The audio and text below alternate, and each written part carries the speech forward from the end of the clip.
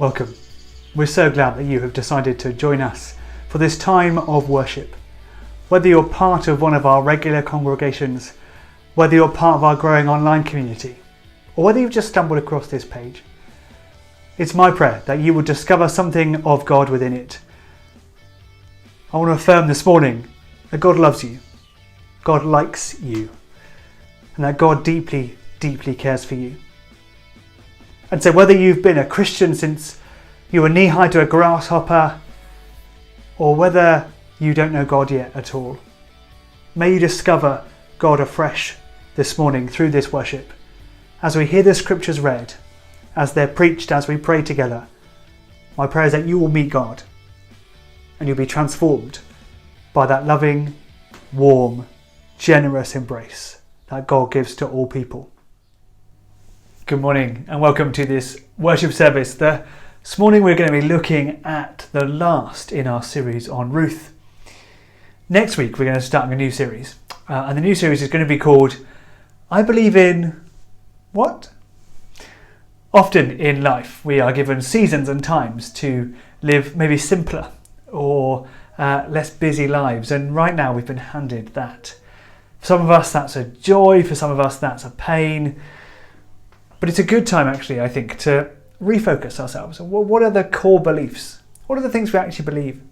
So we're going to be going through the creed together, looking at that ancient document, that ancient sign-up sheet which says, this is what I believe as a Christian. And so we're going to be looking at those. And we're going to start next week with the first in that series, which is I believe in God the Father Almighty, maker of heaven and earth. What does that mean? What does that mean for us in 2020? So we're looking at that, and it might be a good opportunity for you to maybe invite your friends or invite those who don't know what Christians think about various parts of life, or might want to know a bit more about what Christians believe in the kind of most basic sense. And so this little series throughout the summer will help people come to a better understanding of the Christian faith, hopefully. If you haven't sent your Refocus questionnaire back yet, then the deadline has passed. But I am gracious. So if there is a couple of you out there who want to give their questionnaires back, then please do let me have them, because it will all be put together and we're going to discuss that as stewards together at our away day on Saturday morning. So you've got a bit of time, but it has to be quick. So if you do want to send those back in, then please do get them back to me quickly. An update on kind of physical services. So I know that lots of churches and cathedrals have been starting to open their doors for individual prayer and are looking at starting for services again. The government have said that from next Sunday, so the 5th of July, we could hold services. We won't be at that stage yet. There is a huge amount of work that we need to do. Given the shape of our building and the fabric of our building, having a giant cathedral which you can close off big areas of, and you can wash the floors easily because they're made of stone, is very different to having a much smaller chapel and a much smaller space which has got carpet and fabric chairs and all those sorts of issues. So we are starting to meet together weekly as a kind of a core team to look at how we can open up again, but don't anticipate any change between now and September.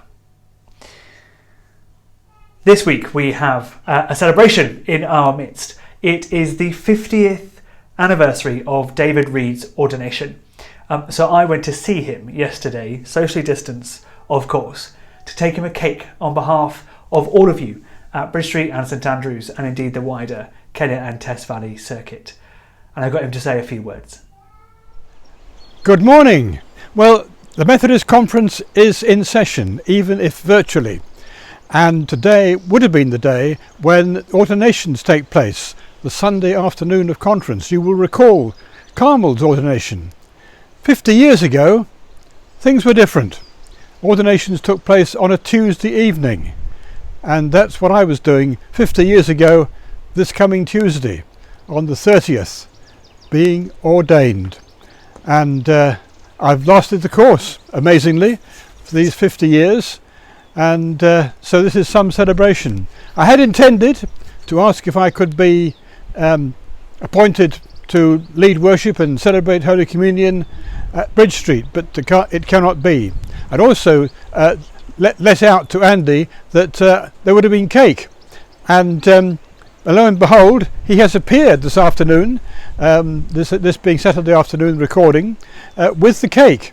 So what an amazing minister we have. Praise God. Amen.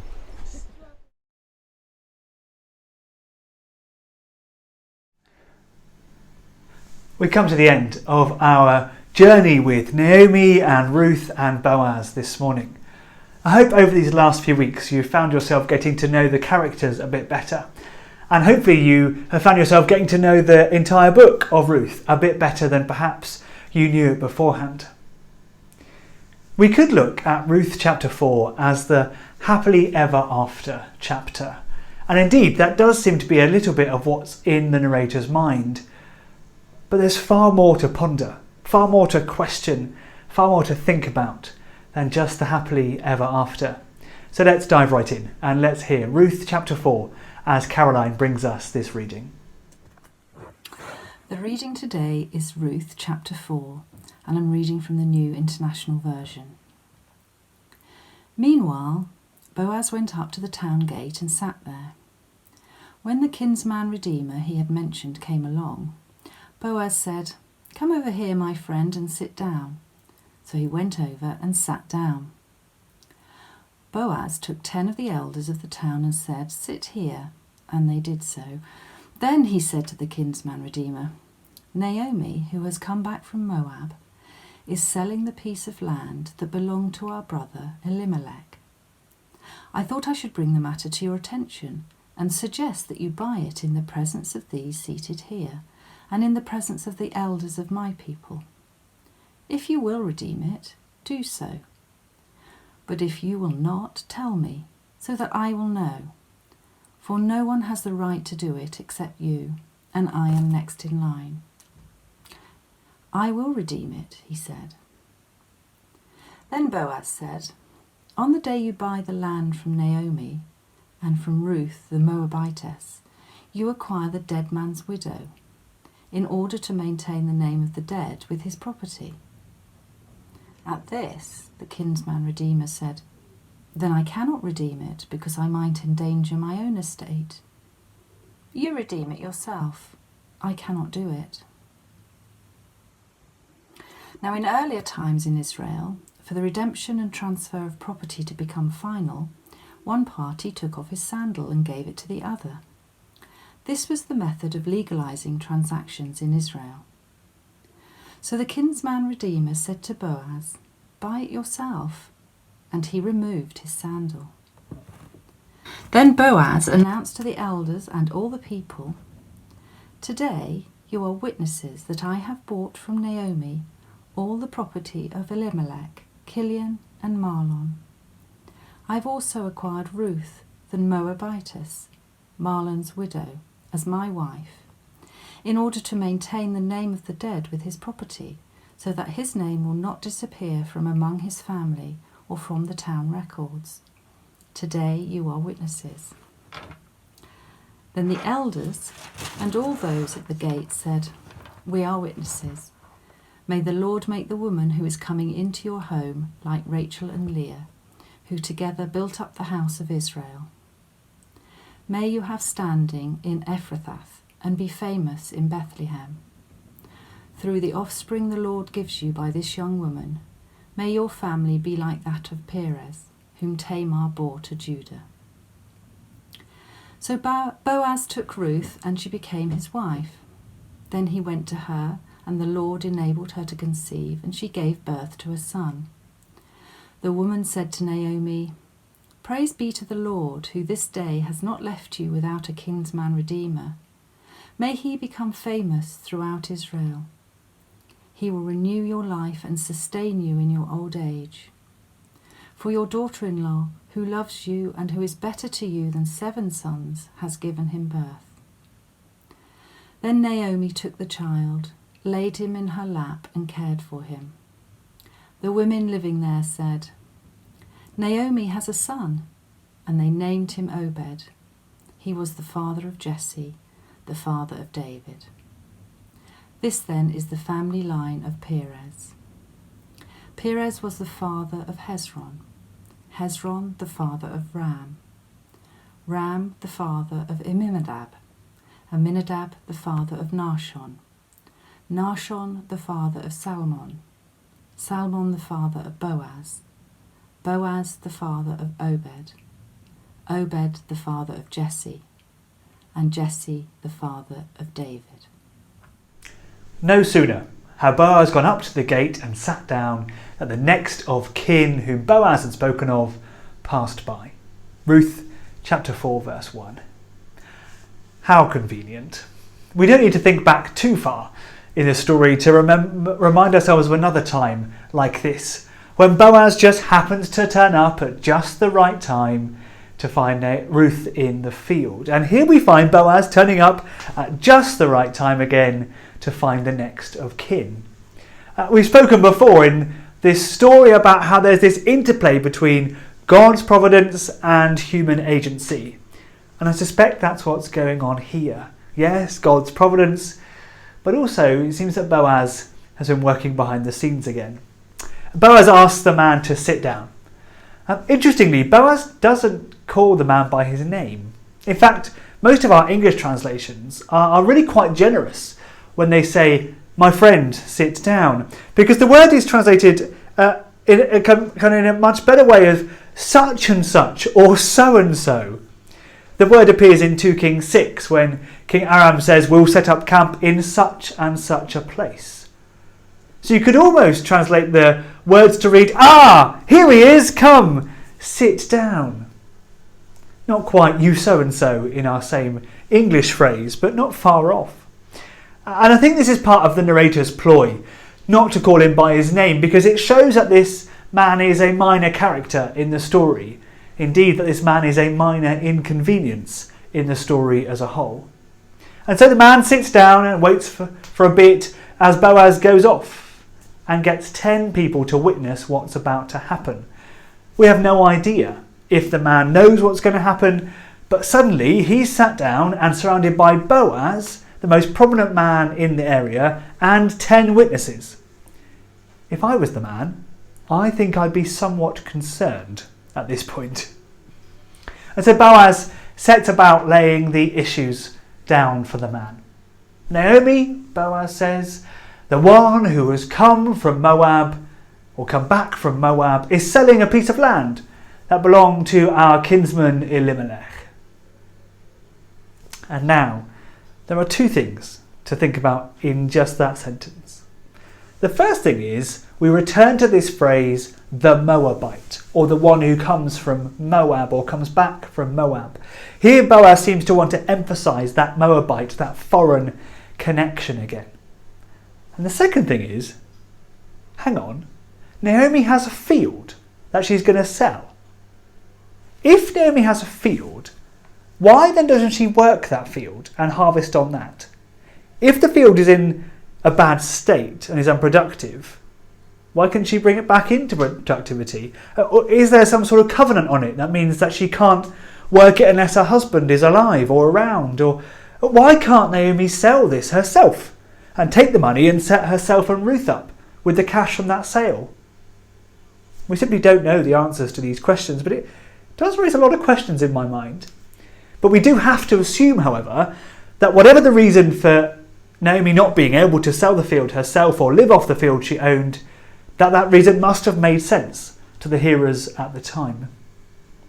The man, surrounded by Boaz and the 10 others, does what I think he thinks is the right thing to do. He says, "I will redeem the land." I wonder if he thought Boaz was trying to make sure that he did buy the land and do the honourable thing. "If you do, though," Boaz carries on, "you need to take on Ruth, the Moabite, as well."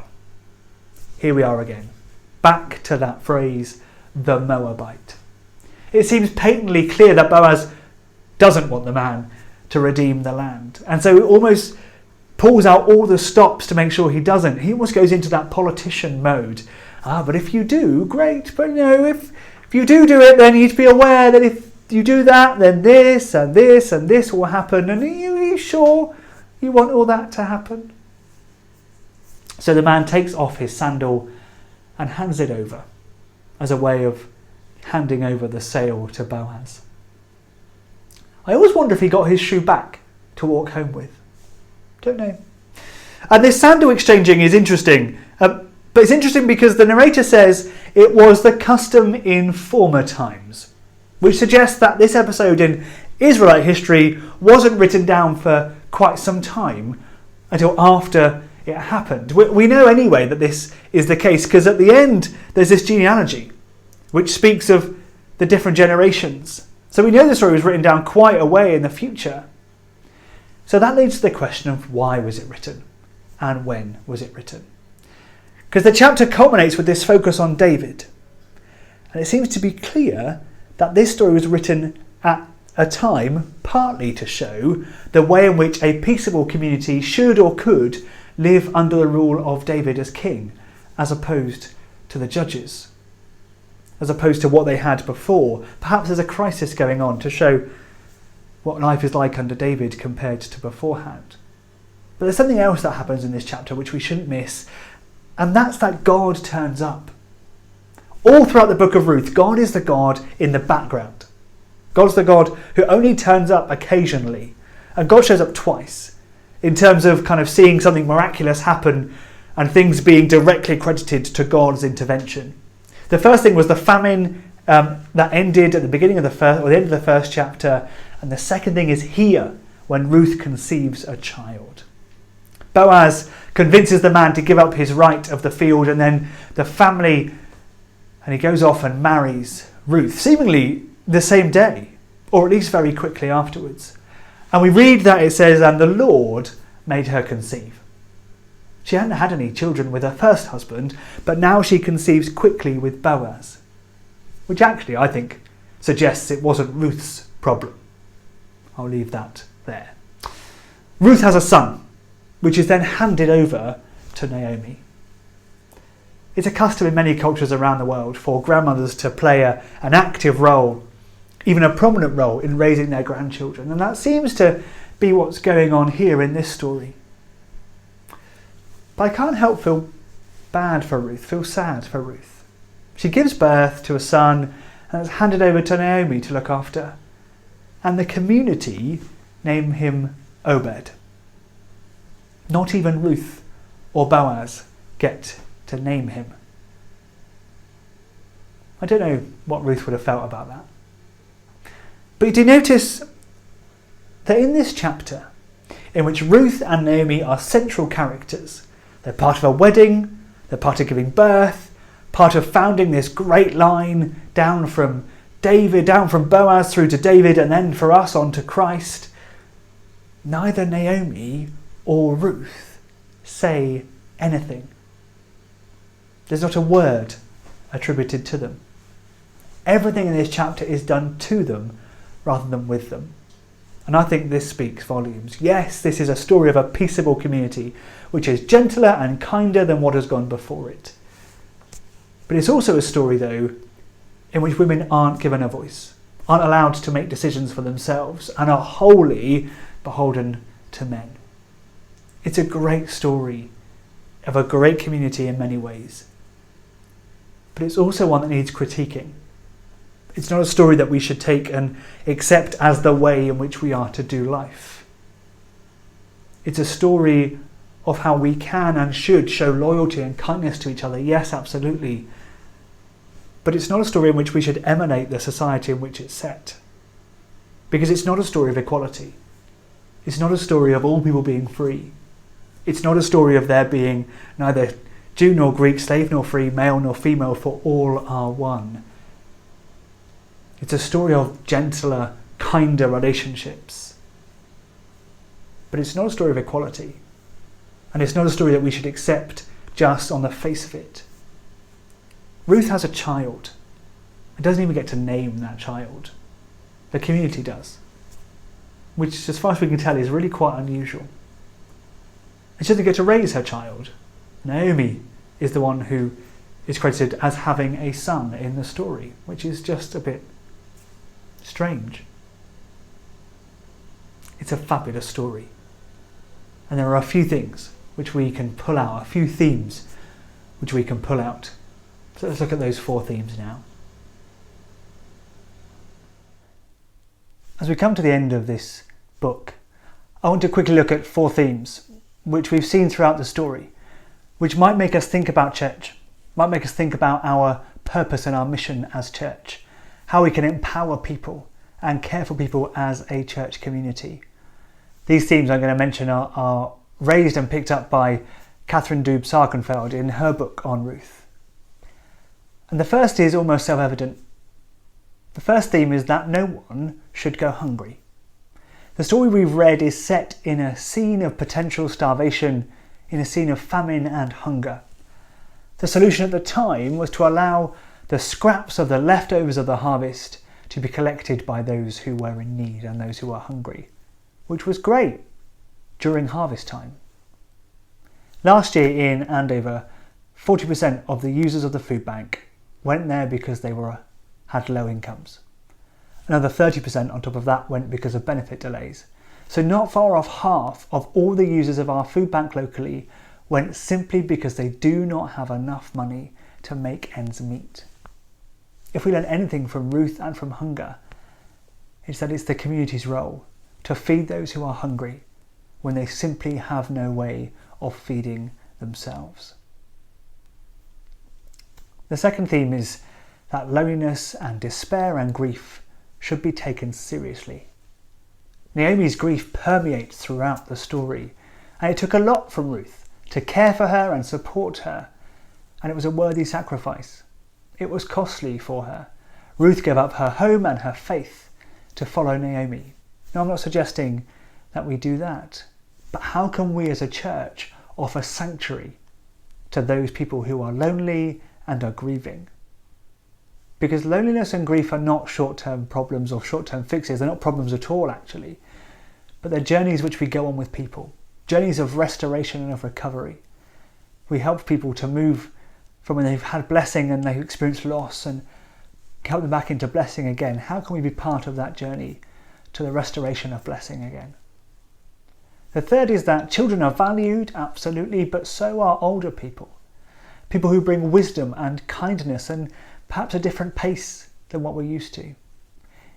In this story we've read is an older man who had the means to protect and care for Ruth. And it's often our older generations who have the means to help, the time to care, and the wisdom to not bite off more than they can chew, sometimes.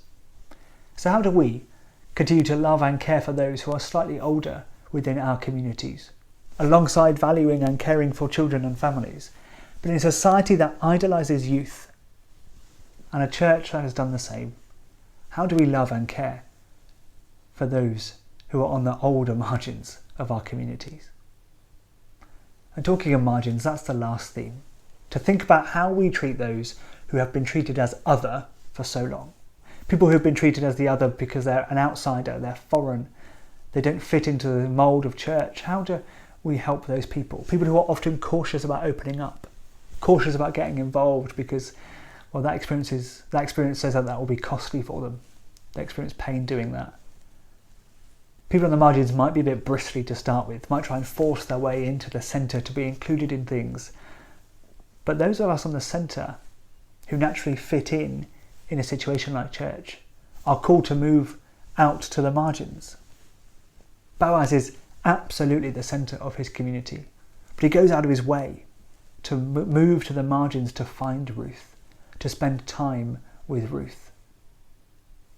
But the story of Ruth is a little more complicated than that, because this small Bethlehemite community is in itself a marginalised community, if indeed the text was written during or just after the exile, which we suspect it was.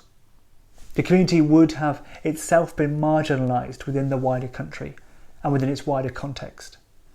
And so how does a marginalised community react to someone on the margins? Well, they move to meet her, and they witness to God's desire that every person of every age and every culture should be loved, welcomed and cared for, because they are created in the image of God. And all people deserve to have somebody who shows them that chesed, that loyalty and kindness, that Ruth shows to Naomi, Naomi to Ruth, and Ruth and Boaz to each other.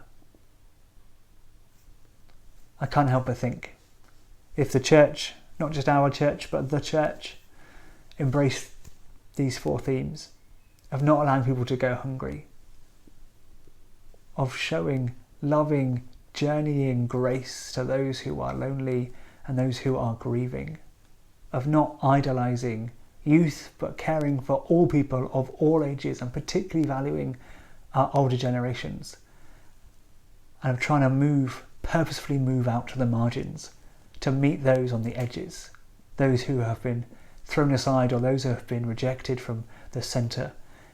If we did those things, I suspect the church wouldn't be discussing a lot about our decline. But instead, we'd be asking, where do we fit all these people? How do we help all these people who are flocking to our doors?